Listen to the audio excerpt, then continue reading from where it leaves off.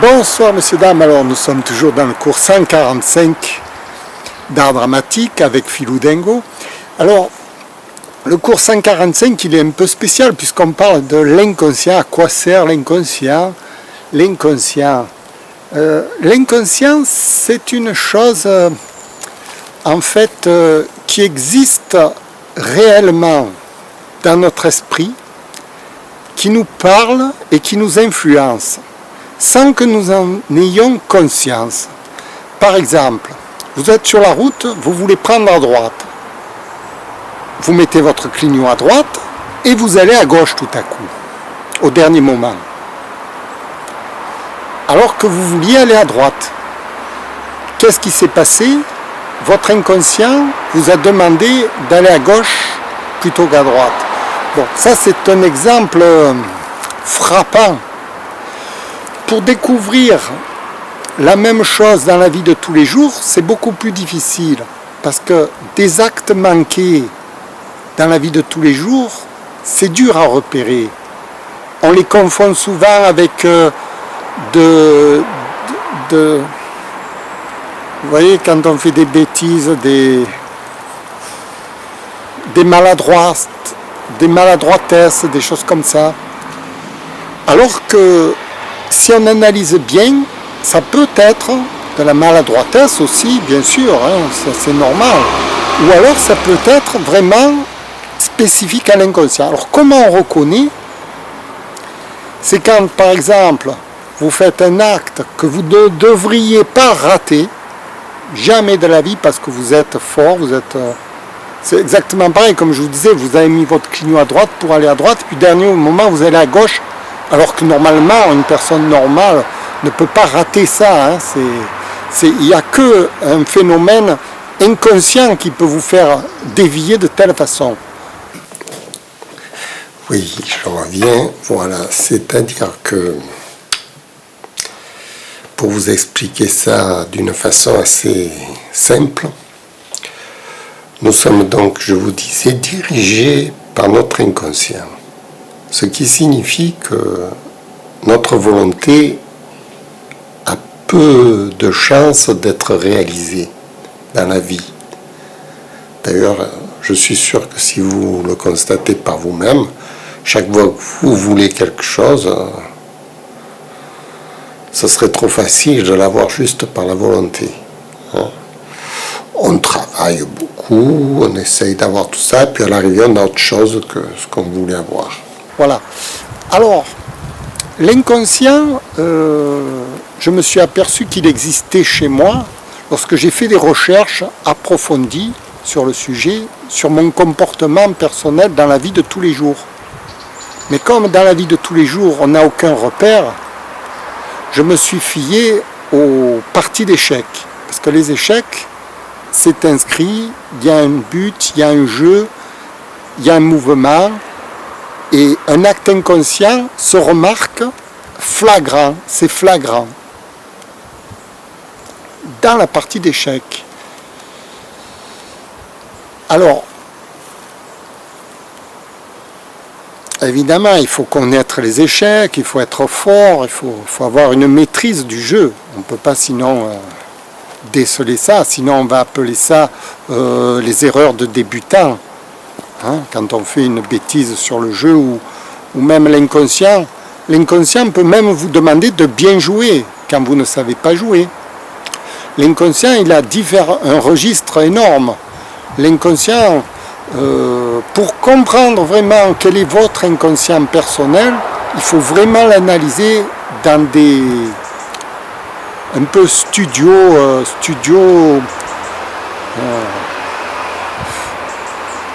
dans des studios d'enregistrement, quoi. Voilà. Et on est déçu. Bon. Et c'est justement le but de ma vidéo d'aujourd'hui, c'est d'essayer d'expliquer que nous ne devons pas courir après notre volonté, mais après la maîtrise de notre inconscient.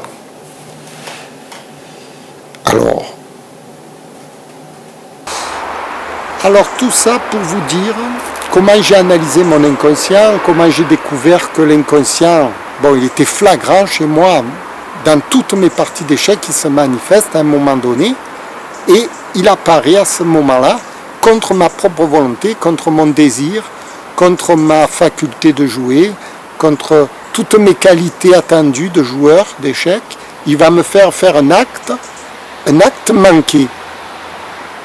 Ça peut être une pièce laissée au hasard à l'adversaire, ça peut être quelque chose d'absurde sur l'échiquier qui va se révéler dans la partie.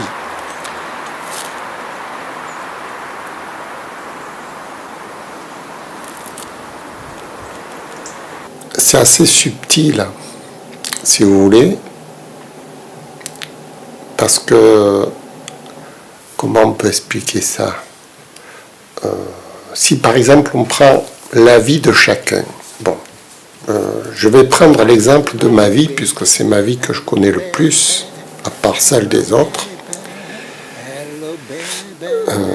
Pour ma vie à moi, j'ai pas choisi d'être dans cette situation. Des situations économiques qui m'entourent, vous voyez, tous les événements qui se passent. Même, je pourrais même dire que je n'ai même pas choisi le travail que je fais. C'est-à-dire, c'est les circonstances qui m'ont amené à être dans une certaine branche, etc., et à me développer. Mais, si vous voulez, on n'est que des éléments parmi un monde déjà structuré, qui est structuré autour de nous, et nous interagissons dans ce monde. L'idée, c'est de réagir, interagir le mieux possible avec ce monde qui nous entoure, de façon à être heureux, à vivre bien sa vie. Alors, pour arriver à ce stade d'épanouissement dans le milieu dans lequel on se trouve, ce n'est pas d'accepter tout simplement le monde qui nous entoure, c'est de réagir en conformité avec ce monde qui nous entoure. C'est différent. Réagir en conformité, ce n'est pas de la passivité, c'est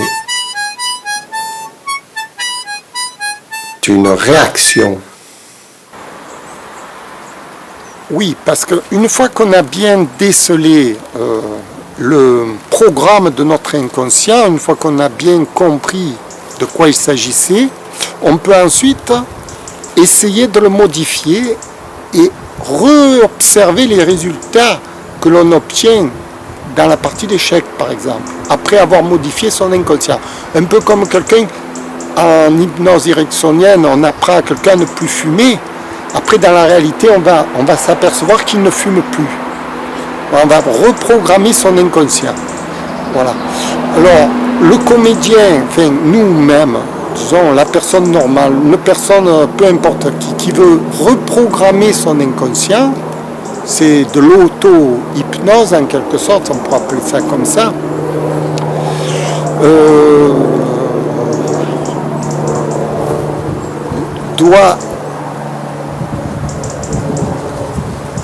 doit comprendre le langage de l'inconscient.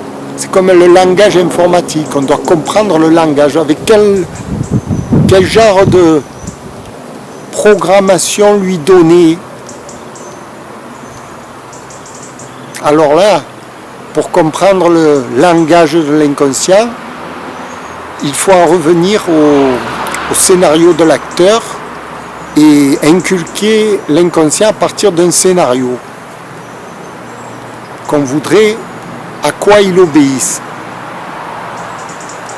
Évidemment, ce scénario, à quoi on voudrait qu'il obéisse, ce scénario qu'on va donc lui donner, va devoir être mûrement réfléchi.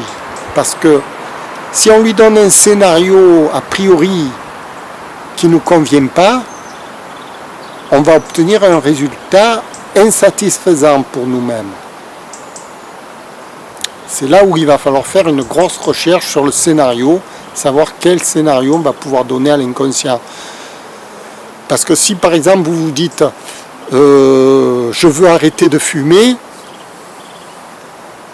bon, je vais donner à mon inconscient le scénario d'arrêter de fumer, ça c'est un scénario très simple, mais est-ce que c'est vraiment votre scénario personnel? Parce que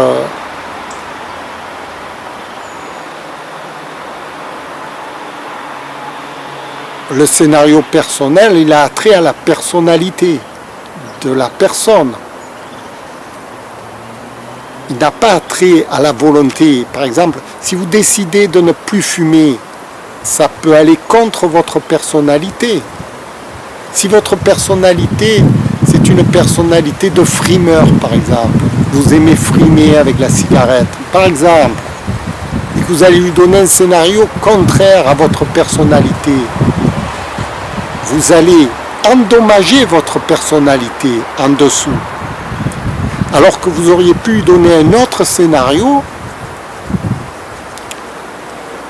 plus en accord avec votre personnalité tout en vous arrêtant de fumer. C'est là où il faut faire très attention à donner des scénarios qui ressemblent à ce que vous voulez vraiment devenir dans la vie. Parce que l'inconscient, lui, ne va pas que agir sur la cigarette, il va agir sur toute votre panoplie de comportements. Il ne va pas s'arrêter juste à 2 minutes, il va vous suivre perpétuellement. Donc, cet apprentissage avec l'inconscient, c'est comme une rééducation de soi, de soi-même, dans la vie, le comportement. Et donc il faut étudier tout ça, il faut étudier les comportements souhaitables, ceux que l'on ne souhaite pas avoir, se mettre dans une optique universelle, on va dire. Par rapport au monde qui nous entoure. Mais cette réaction doit être bénéfique pour nous. Et en même temps, elle sera bénéfique pour le monde. Si vous voulez, c'est comme un rouage, le monde. Je compare ça à un moteur, si vous voulez, à une architecture, où chaque grain de sable, chaque rouage fait fonctionner l'ensemble de la machine. Mais pour que chaque rouage soit en conformité, il faut qu'il s'adapte à la machine, si vous voulez. C'est la part d'adaptabilité. Et cette adaptabilité n'est pas régie par la volonté. Par exemple, si dans un moteur, vous êtes la bougie du moteur, vous ne pouvez pas vous transformer en piston. Vous devez faire votre rôle de bougie.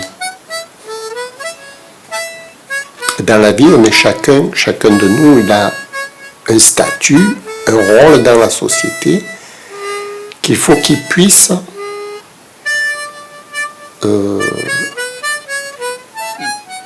gérer.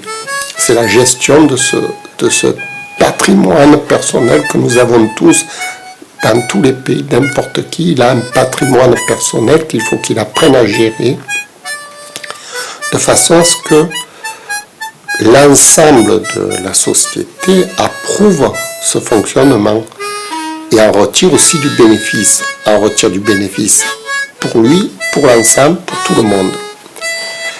Pour arriver à cet épanouissement, à ce degré de perfection, il va falloir gérer non plus ses actes avec la pensée, c'est-à-dire avec la volonté, mais avec un autre degré de conscience, c'est avec l'inconscient qu'on gère le comportement.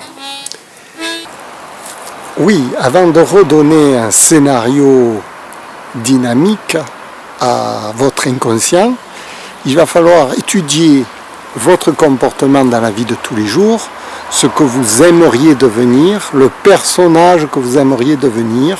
Par exemple, retournons au frimeur. Le frimeur, il aime frimer avec la cigarette. Bon, c'est un personnage excentrique, etc. Alors, vous allez lui donner à ce personnage de frimeur un inconscient toujours de frimeur, mais frimé sans la cigarette. Ce qui fait que vous allez trouver une autre façon de frimer. Et au lieu de frimer avec la cigarette comme il aura l'habitude, il va continuer à frimer dans cette nouvelle perspective. Et alors, il ne va pas être atteint dans sa personnalité. Tandis que si, par exemple, on était arrivé directement en lui disant arrêtez de fumer directement, qu'est-ce qu'il aurait compris? L'inconscient aurait compris arrêtez de frimer. Et alors après vous auriez une personne plate dans la vie de tous les jours, qui ne frime plus, qui sera malade parce qu'elle n'est plus dans sa vraie personnalité. C'est une personne qui est déphasée avec elle-même. Donc l'idée d'influencer l'inconscient par l'hypnose ericksonienne, c'est une très bonne chose, mais encore faut-il le faire dans des conditions très, très valables pour la personne. Je veux dire, par exemple, quand je jouais le personnage d'Ivan Ivanovitch, je voulais le faire agir sur scène selon ma propre personnalité. Donc je lui ai donné un inconscient qui ressemble à ma personnalité. C'était ça le plus important. C'était pas tellement de le faire jouer la comédie selon les normes classiques de la comédie. C'était de lui donner une âme. Une âme, mon âme, disons. Et il va falloir apprendre justement à travailler en sous-marin en quelque sorte, de façon à ce que le bateau avance dans la direction qu'on souhaite. C'est pas qu'on souhaite nous, parce que comme je vous dis, on ne peut pas changer de programme. Si on est dans une certaine structure, on est cloisonné dans cette structure. C'est de faire en sorte que la structure dans laquelle on est fonctionne bien de façon à ce que nous soyons heureux, bien épanouis dans notre monde personnel. Et donc ce n'est pas une obéissance farfelue à un désir mégalomane à laquelle il faut obéir, c'est plutôt à comment gérer notre propre existence dans ce monde qui nous entoure. Alors j'en reviens à moi, par exemple, moi,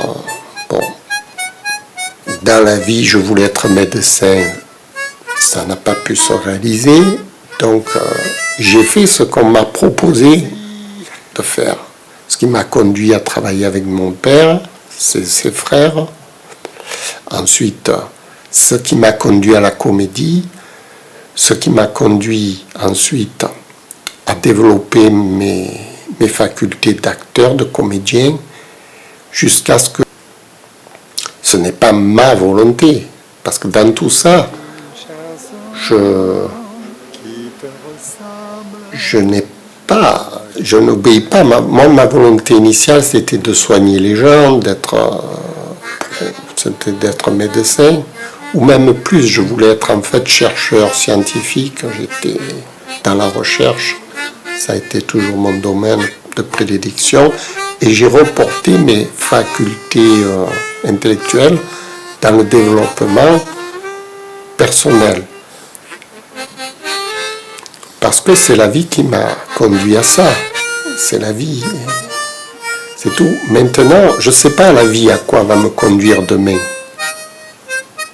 Ça m'est égal. Ça m'est égal parce que moi, mon but, c'est de m'adapter, quoi qu'elle m'offre la vie.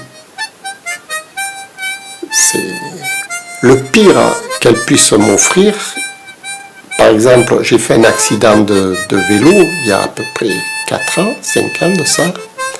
J'étais paralysé dans mon lit. Bon. Vous voyez un peu, un garçon en pleine activité, qui fait du vélo, qui fait du travail, qui a plein d'activités, d'un coup paralysé dans le lit. Vous vous révoltez. Au départ, vous vous révoltez, vous ne voulez pas rester paralysé dans ce lit. Seulement, vous avez le choix. Soit vous restez paralysé, vous guérissez, ou soit vous vous révoltez, vous ne guérirez jamais. Parce que vous irez contre la guérison en vous révoltant. Alors, il a fallu que je choisisse. J'ai choisi de devenir un légume pour pouvoir m'adapter à nouvelles conditions qui m'étaient offertes. C'est très dur de s'adapter en toutes choses. Moi, quand j'étais à l'université de médecine, je rêvais que de devenir chercheur, professeur, etc. Le monde j'étais pas dans mon rouage normal, disons. J'ai été orienté dans un rouage différent. Il a fallu que je m'adapte au nouveau rouage, qui n'était pas du tout mon milieu auquel j'aurais voulu être. Donc, je veux dire, la vie, 40 ans après, puisque j'ai presque 40 ans après, donc tous ces événements, je sais que la vie, pour être en harmonie, c'est ce qui rend l'homme épanoui. Et c'est pourquoi je fais cette vidéo devant vous, parce que tout m'a conduit. Peut-être que je ne vais plus en faire. Là, ce matin, je me suis réveillé, je me suis dit, bon, à quoi ça sert de faire des vidéos? Réfléchis un peu. Réfléchis, est-ce que c'est utile? Est-ce que c'est ton but? Est-ce que c'est ton épanouissement? Est-ce que c'est ça qu'il faut faire? Voilà, c'est la question principale. C'est pas du tout est-ce que tu vas gagner de l'argent ou est-ce que ça va te faire plaisir. C'est l'épanouissement de la personne qui est importante. L'épanouissement me fait plaisir. En ce moment, je me sens épanoui devant la caméra. Je me sens bien. Je me dis, c'est peut-être ça qu'il fallait faire, justement. Et puis je réfléchis à pourquoi il fallait que je fasse ça, parce que je suis dans la maison, qu'est-ce qu'il y a d'intéressant? Je ne sais pas, j'essaye de comprendre les choses. J'essaye de comprendre à quoi je sers, en quelque sorte, dans ce monde. Quelle est mon utilité première et qu'est-ce que je dois faire aujourd'hui d'important? Voilà. Pour que la machine fonctionne bien, que tout fonctionne, quoi. Voilà. Et pour qu'à l'arrivée, je sois épanoui, que je sois heureux.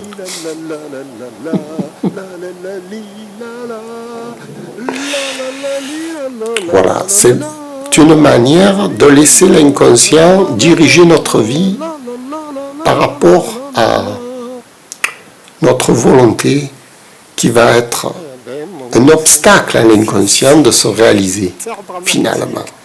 Je vais appeler ça la déambulation. Voilà. Et après, je vous expliquerai comment on fait pour gérer l'inconscient. Ça, c'est du travail. Beaucoup de travail. Merci. C'était le cours 145 d'art dramatique. À quoi nous servons sur cette vie? À quoi je sers, quoi? Et alors, dans les relations sociales, c'est pareil. Dans toutes vos relations, c'est pareil. Il faut que vous ayez en tête quelle est votre personnalité, ce que vous voudriez devenir, en quelque sorte, la construction de votre personnalité, pour ensuite programmer votre inconscient dans cette construction. Et après, vous devenez le personnage que vous vous êtes imaginé être. Et ça devient un chef-d'œuvre. Comme quand Fernandel y joue la comédie, ça devient un chef-d'œuvre parce qu'il s'est programmé d'avance ce personnage fantaisiste, loufoque, moqueur, rigolo, marseillais, quoi. C'est son personnage, sa personnalité. Voilà. Et ensuite il l'établit, il le fait dans tous ses films, il le joue naturellement avec un tel aplomb, avec une telle facilité qu'on se demande comment il fait. C'est le même procédé que Rému quand il s'est formé, c'est le même procédé d'Alain Delon, c'est le même procédé de Bourvil. Enfin, tous les grands acteurs se sont programmés. Louis de Funès qui est encore plus frappant parce que lui il a un personnage hors norme. Louis de Funès c'est un personnage extraordinaire parce que c'est un méchant comique, très rare dans le cinéma. Il joue les dictateurs comiques, vous voyez. Je le vois bien en Hitler, enfin, tout ça, mais en comique.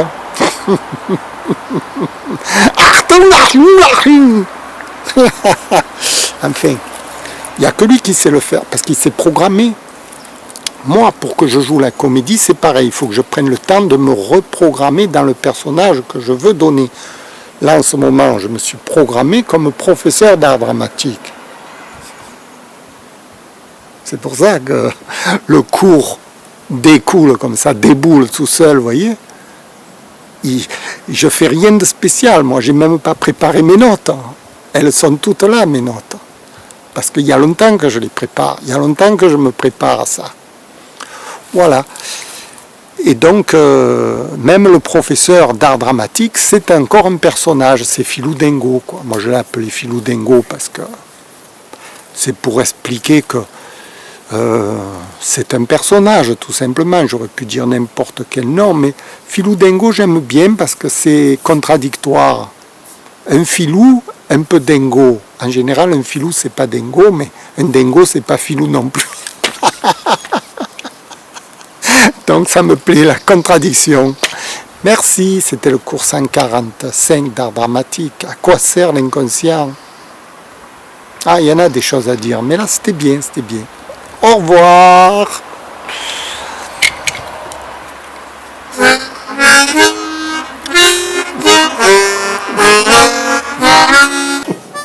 Au revoir.